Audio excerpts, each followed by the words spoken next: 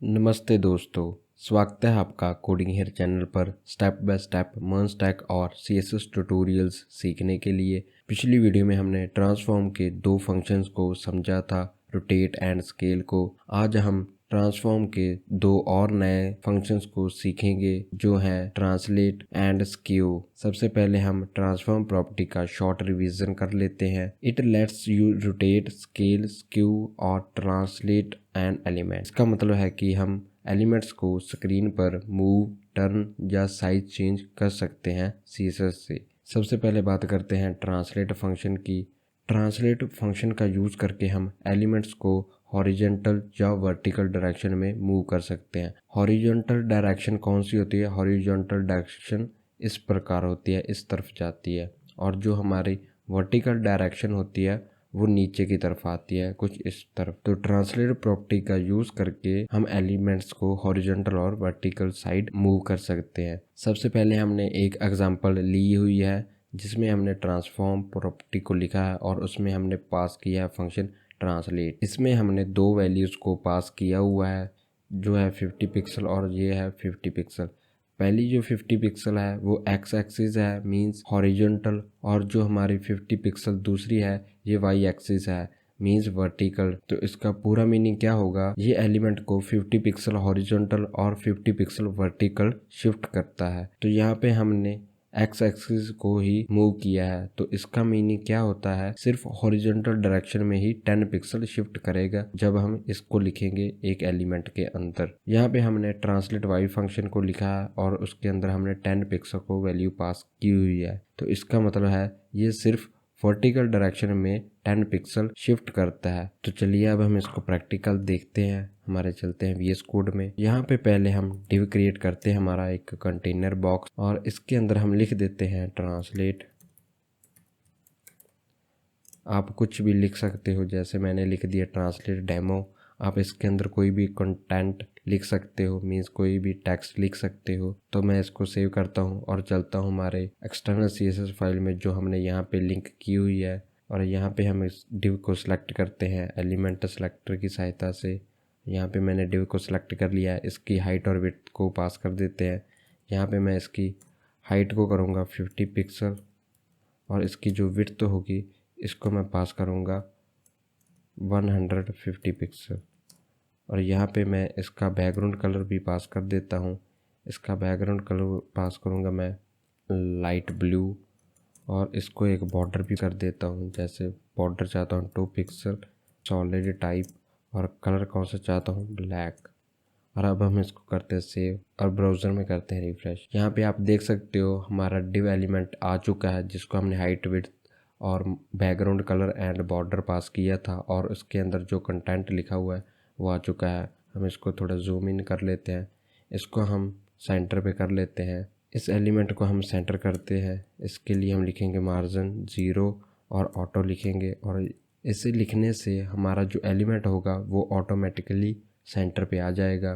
तो आप यहाँ पे देख सकते हो जब मैंने इसको रिफ्रेश किया तो जो हमारा एलिमेंट है वो सेंटर पे आ चुका है। तो अब हम इसमें ट्रांसलेट फंक्शन को पास करते हैं। तो यहाँ पे हम पहले लिखते हैं ट्रांसफॉर्म प्रॉपर्टी नेम, और इसमें हम फंक्शन लिखते हैं ट्रांसलेट। यहाँ पे पहले मैं हॉरिजॉन्टल की वैल्यू पास करूँगा जो हम बोलते हैं एक्स एक्सिस। यहाँ पे मैं 50 पिक्सल पास करूँगा और कॉमा लगाकर एक और वैल्यू पास करूँगा जो होगी हमारी वर्टिकल डायरेक्शन के लिए। वर्टिकल डायरेक्शन क्या होती है? वो हमारी होती है वाई एक्सिस में। तो इसको भी हम 50 पिक्सल पास कर देते हैं, सेव करते हैं और यहाँ पे करते हैं रिफ़्रेश। तो आप यहाँ पे देख सकते हो जब मैंने इसको रिफ़्रेश किया तो ये डिव एलिमेंट पहले यहाँ पे था। जो हमने ट्रांसलेट फंक्शन में वैल्यू पास की थी उसकी मदद से ये यहाँ पे मूव होकर आ गया है। तो जो डिव एलिमेंट है वो अपनी ओरिजिनल पोजीशन से 50 पिक्सल हॉरिजॉन्टल और 50 पिक्सल वर्टिकल शिफ्ट हो गया है। अब हम ट्रांसफॉर्म प्रॉपर्टी के दूसरे फंक्शन को समझेंगे जो है स्क्यू। स्क्यू का यूज़ हम एलिमेंट्स को एंगल में बेंड करने के लिए करते हैं। तो इसको हम रियल लाइफ एग्जाम्पल में समझते हैं। स्क्यू क्या होता है? जैसे हम किसी चीज़ को खींचते हैं तो वो क्या होता है, थोड़ा बेंड होता है। जैसे कोई रबड़ वाली चीज़ हो, प्लास्टिक की चीज़ हो, हम उसको खींचते हैं तो वो थोड़ा बेंड होती है। जब हम इसको प्रैक्टिकल के साथ समझेंगे तब आपको अच्छे से समझ आएगा। यहाँ पे मैंने एक एग्जांपल ली हुई है पहले मैंने ट्रांसफॉर्म प्रॉपर्टी नेम लिखा है और इसके अंदर मैंने फंक्शन पास किया है स्क्यू और इसके अंदर मैंने वैल्यू पास की है डिग्री की सहायता से, जो मैं लिख रहा हूँ 30 डिग्री। इसका मतलब है कि एलिमेंट 30 डिग्री एंगल से हॉरिजॉन्टल और वर्टिकल टिल्ट होगा। इसका यूज़ कब और क्यों किया जाता है? जब हम डिज़ाइन में थोड़ा डायनामिक और टिल्ट इफेक्ट चाहते हैं तब स्क्यू का यूज़ किया जाता है। ये डिज़ाइन में विजुअल इंटरेस्ट लाने के लिए हेल्पफुल है। तो चलिए एक सिंपल प्रैक्टिकल डेमो देखते हैं। चलते हैं हमारे VS कोड में। तो जैसे कि हमने यहाँ पे एक डिव एलिमेंट को क्रिएट किया हुआ है, साथ हम एक और डिव एलिमेंट को क्रिएट कर लेते हैं, इसको कॉपी करके और यहाँ पे पेस्ट कर देते हैं और इसके अंदर हम पास कर देते हैं आईडी एट्रीब्यूट और उसकी हम वैल्यू पास कर देते हैं स्क्यू और इसके हम जो कंटेंट है इसको भी हम चेंज कर देते हैं, इसको भी हम लिख देते हैं स्क्यू। अब हम करते हैं सेव और यहाँ पे हम आईडी सिलेक्टर की सहायता से इसको सेलेक्ट करते हैं। पहले लिखते हैं हैश सिंबल और यहाँ पे लिखते हैं स्क्यू, उसकी वैल्यू जो आईडी एट्रीब्यूट के अंदर हमने लिखी थी और इसको भी हम हाइट और विड्थ सेम पास कर देंगे और बॉर्डर भी और मार्जिन भी सेम। तो इस सेम के लिए हम यहाँ पे कॉपी पेस्ट कर देंगे, यहाँ पे सेव करते हैं और चलते हैं हमारे ब्राउज़र में। तो यहाँ पे आप देख सकते हो जो हमने सेकंड डिव एलिमेंट क्रिएट किया है इसमें भी हमने जो फर्स्ट डिव एलिमेंट के अंदर ट्रांसलेट फंक्शन पास किया था उसकी भी फंक्शनैलिटी इसमें आ रही है, इसलिए हम इसको कमेंट आउट कर देते हैं और अब हम इसको करते हैं सेव और यहाँ पे करते हैं रिफ्रेश। यहाँ पे आप देख सकते हो जो हमारे डिव एलिमेंट्स हैं वो ओरिजिनल पोजीशन पे चले गए हैं। तो अब हम यहाँ पे एक मार्जिन टॉप दे देते हैं सेकंड जो हमने डिव एलिमेंट क्रिएट किया है और इसमें हम मार्जिन टॉप देंगे। इसके लिए हम यहाँ पे टॉप लिख देंगे और इसकी वैल्यू हम पास कर देंगे 10 पिक्सल। सेव करेंगे, यहाँ पे रिफ्रेश करेंगे। आप यहाँ पे देख सकते हो इसकी जो मार्जिन टॉप आ चुकी है 10 पिक्सल। और अब हम इसमें लिखेंगे ट्रांसफॉर्म प्रॉपर्टी नेम और इसमें हम स्क्यू फंक्शन पास कर देते हैं और इसमें हम वैल्यू पास करते हैं डिग्रीज में और यहाँ पे हम लिख देते हैं 30 डिग्री और अब हम करते हैं इसको सेव और यहाँ पे करते हैं रिफ्रेश। तो आप यहाँ पे देख सकते हो डिव एलिमेंट थोड़ा सा एंगुलर टिल्ट होके डिस्प्ले हो गया है। इसको एक बार हम 60 डिग्री करते हैं, जैसे यहाँ पे हम लिखते हैं 60 डिग्री और यहाँ पे रिफ्रेश करते हैं। तो आप यहाँ पे देख सकते हो ये 60 डिग्री आ चुका है। हम इसको -60 भी लिख सकते हैं, जैसे हम यहाँ पे माइनस लिख देंगे इसके आगे और यहाँ पे हम रिफ्रेश करते हैं। तो आप यहाँ पे देख सकते हो हम इसको माइनस भी कर रहे हैं, हम इसको -30 भी करते हैं और यहाँ पे रिफ्रेश करते हैं।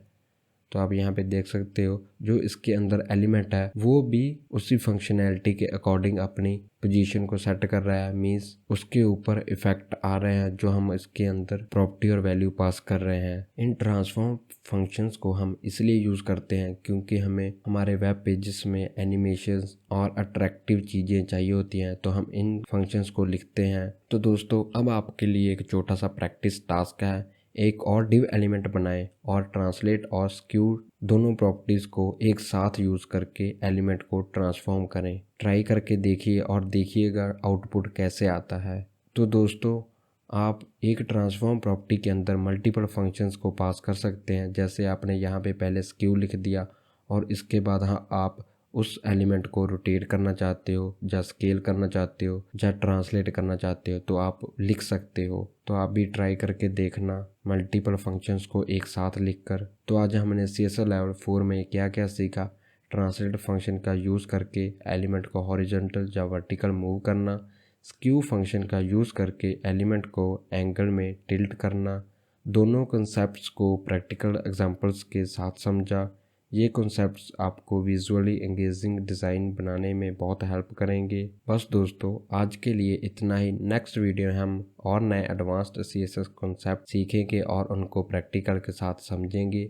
अगर आपको ये वीडियो पसंद आई और कुछ नया सीखने को मिला तो प्लीज़ वीडियो को लाइक करें, अपना फीडबैक कमेंट में लिखें और अपने दोस्तों के साथ शेयर करें।